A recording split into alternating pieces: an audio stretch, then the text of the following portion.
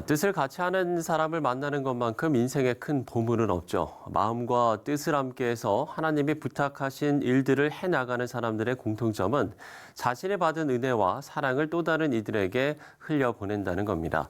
국제구호단체 컴패션의 사역을 알리고 돕는 컴패션 밴드 또한 그런 역할을 하고 있는데요.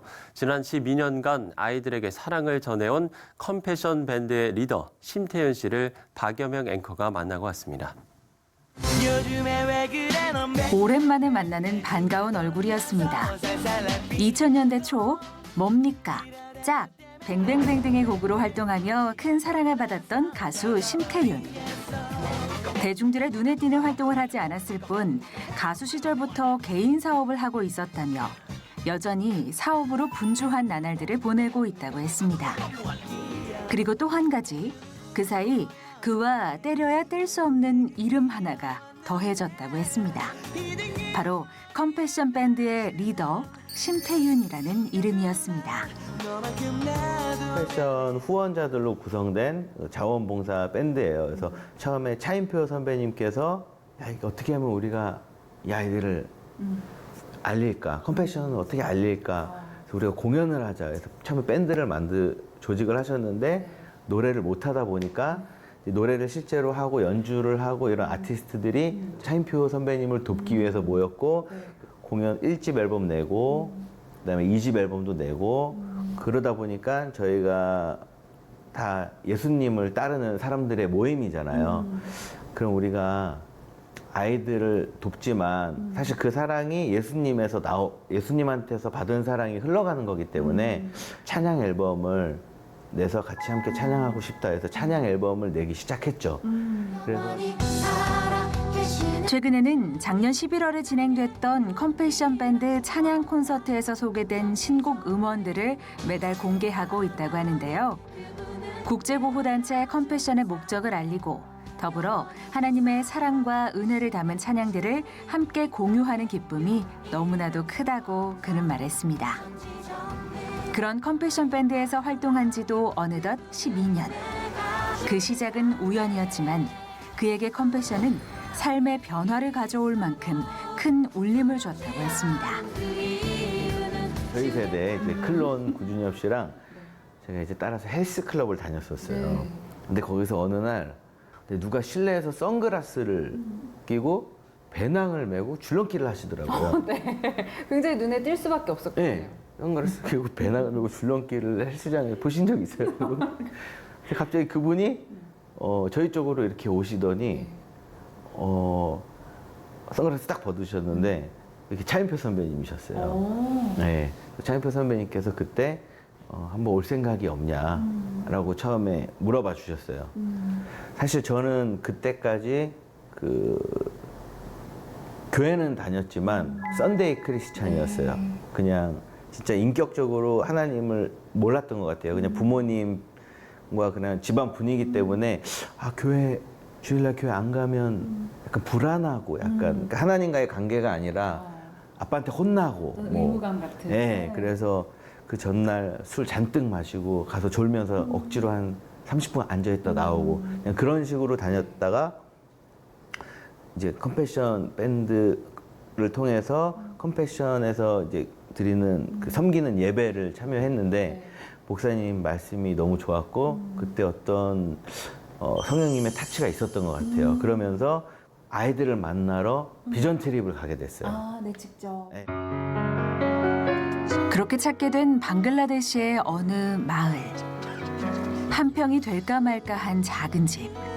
그마저도 비가 오면 쓸려 내려가고 마는 누추한 곳. 집 앞에 쌓인 쓰레기 더미와 뒤섞인 각종 오물들에 피부병이 일상이 되어버린 아이들. 하지만 마치 죽은 물고기처럼 눈빛에 생기라고는 없던 어른들과 달리 아이들은 웃고 있었다고 했습니다. 그 아이의 작은 손을 잡고 몇 시간을 다니던 그때 그는 하나님을 만난 것 같다고 했습니다. 같이 돌아다니고 헤어지는 순간 그 아이가 갑자기 와락 울면서 저를 꽉 안아줬어요. 근데 제가 그때 어떻게 이 아이에서 이런 힘이 나오지? 근데 그게 어떤 하나님이 그 아이를 통해서 저를 안아주는 사랑의 느낌 있잖아요.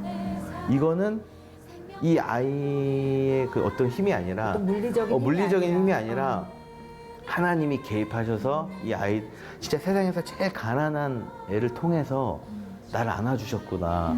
그러면서 그 순간 그 주변에 있는 모든 같이 간 사람들이랑 저랑 그 애랑 막 다 울고 막 너무 눈물이 나더라고요. 그러면서 되게 뜨거움을 느꼈어요. 그러면서 헤어지는데 나는 이대로 서울에 돌아가서 지금처럼 살면 될까? 이런 생각이 들더라고요. 그래서 그때 그 비전 트립을 통해서 제가 인생이 좀 바뀐 것 같아요.